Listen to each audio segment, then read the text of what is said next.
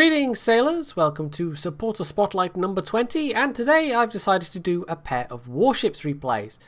Now we're going to start off with this Kuma game from Hildebrand, and I will say this game, it isn't so much about his performance, although score-wise he actually does pretty well. It's more about the game itself and how it ends up finishing, basically. Because it's one of those matches, well, let's just say it's going to be close. It's going to be awfully close, although maybe not so close as all that. So the Kuma itself, it's a pretty nice ship. It's got a good spread of guns. It's reasonably fast. It's got 7-kilometer torps. I kind of like it. The only reason I don't have it myself these days is because I kept the Phoenix instead, because I've only got so many port slots, and I decided that well, I kind of like the Phoenix even more, although it doesn't quite have the utility in terms of torpedoes, but the rate of fire, the turning, maneuverability, yeah, it's a nice ship. Now, he's got a platoon mate in an Isakaze. He is going to become important later on. They've also already got a team kill. That's a bit unfortunate. One of their cruisers has team killed one of their destroyers, so they're already a ship down before the enemy have even really had a chance to have a go at them. And I know this is low tiers, but you know, if you're starting off in this game, I think one of the very early things you have to be aware of, especially if you're playing cruisers or destroyers at all, is be careful with your torpedoes. Accidents can happen even so, but if you're paying attention and not doing what this guy apparently did, which was sail behind allies and put out torpedoes, yeah, that is usually only going to go one way, and if you don't manage to kill somebody, well, that's probably just pure good luck on your part. So we've got some AP going against the Karlsruhe, but he's also got South Carolina shooting at him, which is not so good. However, the tier 3 battleships, whenever I see one of those in a low tier battle, I don't tend to be too worried about them, because frankly their accuracy is so atrocious that if they actually manage to hit you, it really is bad luck on your part. And I know all too well the frustration of playing through those things. It does get better, of course. By the time you get to tier 5, the battleships are actually pretty good, whichever line you're on. But no, the tier 3s are both really quite horrible. And I think I've said in the past that it almost seems like they're deliberately horrible as a design choice to try and maybe put off the more casual players from battleships. My throat's going for some reason. I don't usually have to take a swig of water in the middle of a recording, but anyway, my throat suddenly decided to go dry randomly. So back onto the HE, and he's going to see if he can set this South Carolina on fire. I'm not sure about his aiming here, and it might be a replay derp, or it might be this is how he was actually aiming, but he's kind of aiming down in front of the bow rather than for the superstructure, but he's getting some hits anyway, and he is managing to set fires, which is the main thing. And there we go, he's relit that South Carolina, so he's now going to burn for a bit, and he's done a little bit of damage anyway, but for 40 hits so far, it's not a huge amount. He has, however, managed a torpedo hit there, so that's very nice. That bumps his damage count up a bit, and it's almost just a pity that it wasn't more. However, the fact that this South Carolina is now both burning and flooding, he's not long for this world.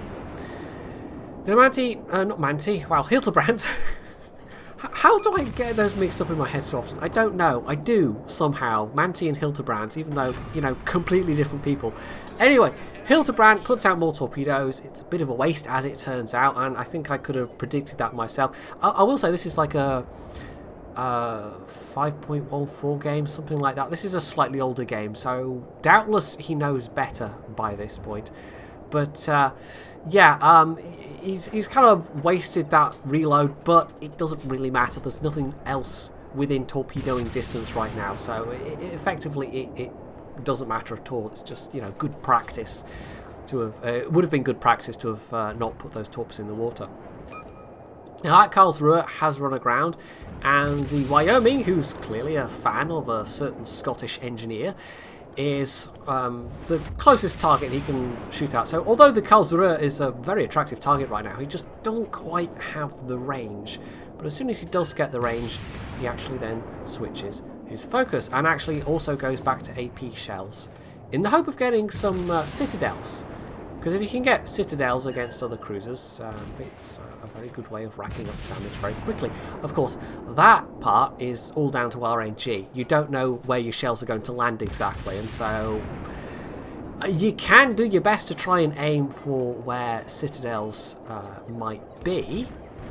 And there's a bit of specific ship... Oh, there we go, there's one. There's a bit of specific ship knowledge involved with that in some cases. And it's not always the easiest information to find out. But at the end of the day, even if you're trying to aim specifically for an area where you know there are citadels, it's a matter of chance as to whether your shells are actually going to go there or not. So the Karlsruhe has kind of backed off behind an island and is now firing at Hildebrand.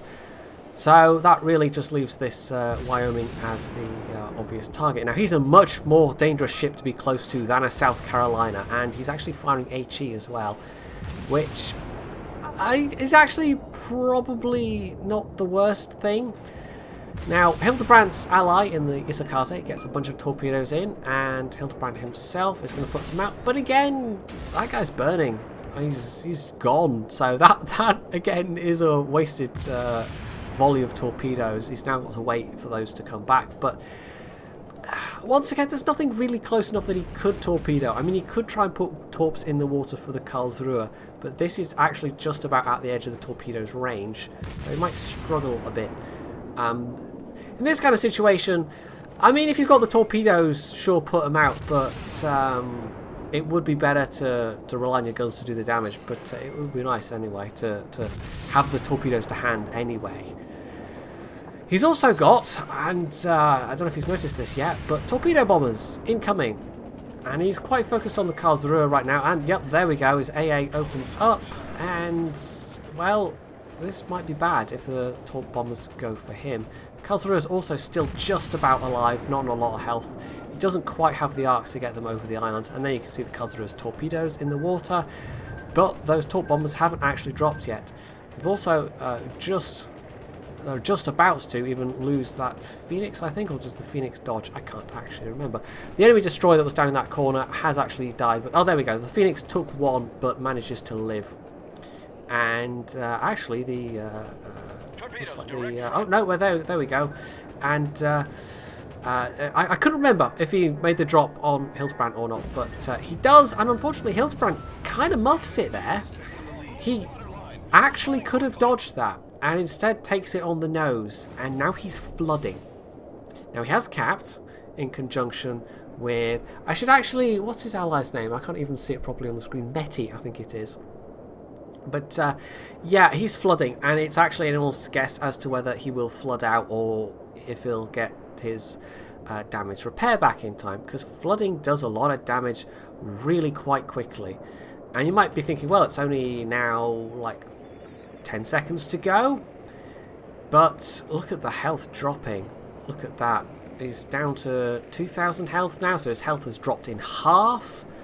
And oh god, is he going to get back in time? Well, it's back, but he hasn't hit the, go on, hit the repair, hit the, oh, there we go. He's now at less than 1,000 health. Yeah. Well, okay then. Things just got a bit more tricky. Now, it kind of was his fault taking that torpedo on the nose, and like I said, this wasn't maybe so much about his gameplay as the outcome of the match, but he still managed to do a pretty respectable amount of damage for a tier 4 cruiser. And he's going to get to do a little bit more even, but not a huge amount more, because there's a Clemson that's just appeared. Now, he's put torpedoes out towards that cap circle, but he was on low enough health that the Clemson was able to take him out with just a couple of shots. So that's unfortunate. However, one of those torpedoes is going to find its mark. We'll actually see those messages popping up in just a second.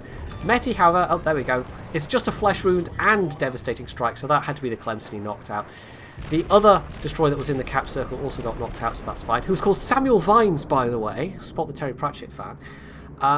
Yeah, so Meti takes out the carrier, and it looks like it's come back a bit. It's 2 versus 2 at this point, although the enemy team still has a points advantage. Now, There's an Isakaze near this Phoenix, but the Phoenix has got good health.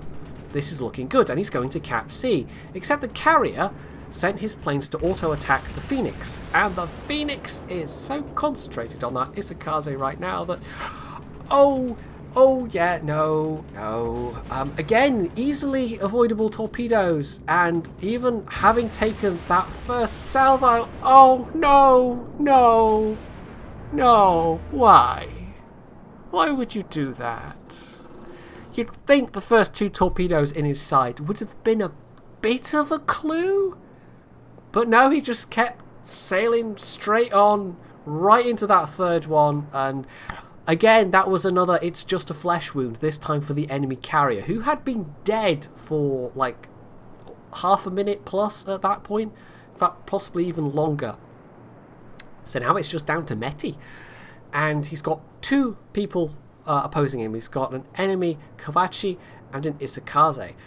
Now the Kawachi, we don't know how much health he's got, but the Isakaze, we know, doesn't have a huge amount, because the Phoenix did actually manage to hit him before he went down to those airdropped torpedoes.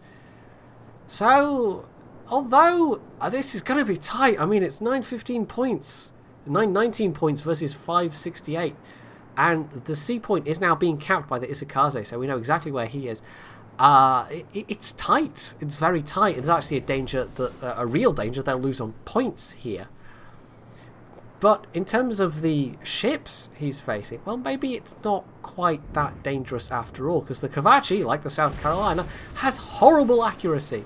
Truly appalling. And although it looks like this first salvo of torps is going to miss, Meti is now closing to a distance where his second salvo is not going to miss at all. And it's a little bit riskier, but honestly, he's probably more at risk from the secondary guns of this ship rather than the actual primaries. And even at this range, the primaries might still miss horribly. So all he has to do is get, I think, 3 or 4 hits on this guy, and he's going to go down. There we go. He's taking a little bit of damage in the process, but there we go. That's the kill. Devastating strike, and that actually got him a high caliber as well. This is all in the last 2 minutes now, by the way, so time's running out slightly. He's bought himself a bit of time with killing that battleship. Obviously, that takes some points off the enemy victory point counter, but he really does have to kill this Isakaze to secure victory. Fortunately, the Isakaze is a one-shot kill. So, although there's a slight risk of torpedoes, and yep, there they all are. At this range, I mean, the enemy Isakaze released those quite early, and Meti was paying more attention than the Phoenix, and maybe a little more attention than Hildebrand, but either way, he does get the kill, and we end up with a very nice score screen indeed, and it would have been an even better score screen for Meti, as we're going to see. But Hildebrand himself didn't do too badly, despite derping out a little bit.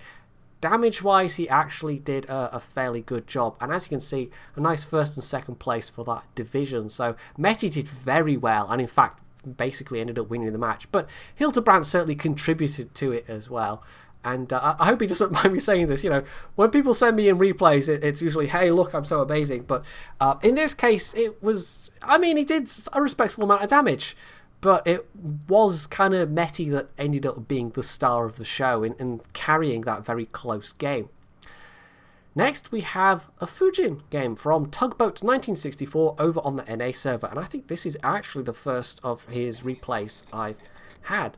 So, again, a Japanese ship, and it was a Japanese destroyer that was the star of the show, really, of the last replay, and obviously it's going to be a Japanese destroyer that's the star of the show this time as well. Now this thing basically is a minikaze with a fancy skin, and there's also the kamikaze as well. So the minikaze, you know, if you're a fan of it, there's now 3 different versions that you could possibly own if you were prepared to stump up the cash when this has been available. And because it's been a tier 5, it's not been particularly expensive. I don't actually have any of them myself, and actually no, I think the kamikaze you had to get during the Pearls event, didn't you? I can't remember if that was one you could actually buy or not. I got part of the way with that, but I just didn't have the time to put in grinding it, basically. It's one of the perils of covering multiple games on a channel is that you end up dividing your attention quite a bit, so putting huge amounts of time into any one game is not really feasible these days, and it's one of the reasons why I don't really go for games like Elite Dangerous, for instance, which they seem like they would require a large time investment, and I don't really have the time for that. Now, he's actually, Tugboat's actually, he had a nice torpedo drop on that enemy destroyer, so that was the First Blood medal. He also looked like he was thinking about putting some torps out to his south, but there are some allied destroyers nearby, so he very wisely decides that that would be a bad plan, because there's every chance that these allied destroyers would sail into his torps, and you really don't want to do that. There's not a good way to quickly highlight torpedoes for your allies, unfortunately, and it would be a bit nicer of the game if it made allied torpedoes a bit more obvious, because there are times when somebody drops torps and you just hear the indicator and you think, oh no, it's enemy torpedoes, and then you realise, no, actually it's allied torpedoes, and it would have been nicer if you'd had a bit more warning. But you get, well, I mean, you can see them from the start, but the proximity alert and all that kind of thing doesn't really kick off until they're the same distance either way. And sometimes that's far too late. Now he's snuck through the middle here, maybe hoping to find the enemy carrier, but no, they're definitely not up here. And instead, well, this lone Wyoming is now trying to make a retreat from the south. He got rather unlucky with his spawns, to be honest. I mean, I think there was a couple of ships down there, but they've just been completely mopped up. And, you know, Wyoming is going to be hard-pressed to get away. But even if Tugboat weren't here, I mean, he'd still be in a little bit of trouble, because there's these other destroyers as well. But as it is, he's getting fired on from behind, and he's also got Tugboat dropping torpedoes on him. Now, he said in his email, this was entirely intentional. He actually used the island to just come to a crash stop, basically, so he could get his torps on this guy without getting any closer and not having to worry about trying to adjust course as he was slowing down. And I don't know, I'm not sure I would use it as a strategy, but it was on purpose. It wasn't accidental, and it actually looks like it's going to have worked out, because some of those torps are definitely going to go in. There we go, there's one hit. And will he get more? And, oh, 3 hits and a devastating strike. So, yeah, there we go. He got a nice chunk of hit points out of that. So, all the action is now in the north. It's now north versus south fight. And his team is fairly firmly in the lead at this point. They've got a pretty healthy lead in points. And, well, we fast-forwarded a little bit as he's going forward through the passage. They have actually lost another ship in the meantime, but they are still fairly comfortably in the lead at this stage. Now, that Clemson he's got to be a little careful of, because he will have a better rate of fire and much faster turning turrets. And so, getting into a gunfight with this guy, well, even though he's a tier lower, it's not optimal. However, he's not alone here. The Aslain is making a go of trying to run for the carrier.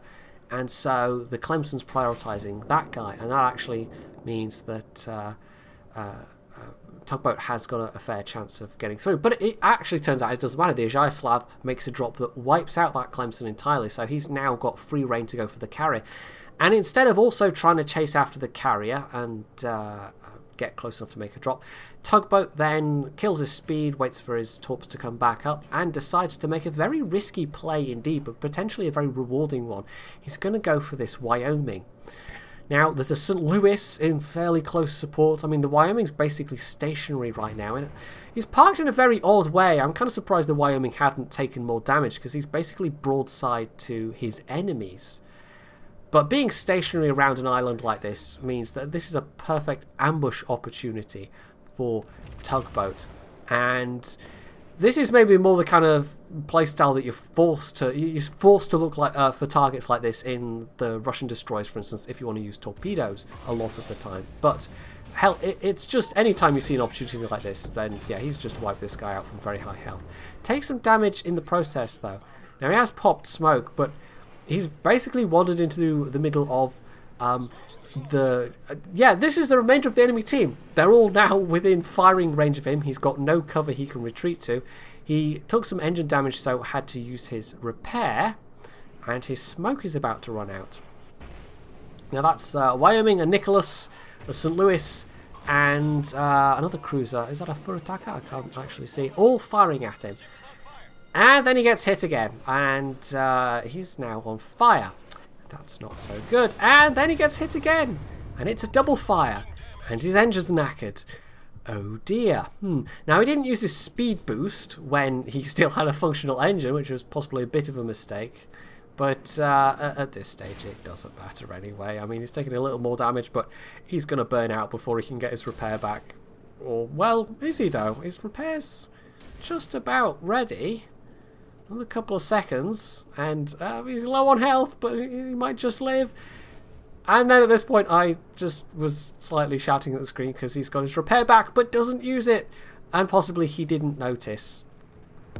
Well, he must have not noticed. It's the only explanation I can think of. So there we go. He burns out, and his part of this battle is done. That final torque drop, alas, does not land him any more damage. However, his team has fairly firmly won, and in terms of damage overall, well, he was already doing fairly well up until the point where he rounded the corner and unloaded his torpedoes in the face of that Wyoming. He basically threw them off the deck, and they, basically then clanged off the hull of the Wyoming. But that put him up to like 70k damage, just about. So it was a pretty nice result. And of course, as this is a premium ship, he's going to have made a fairly reasonable profit from it as well.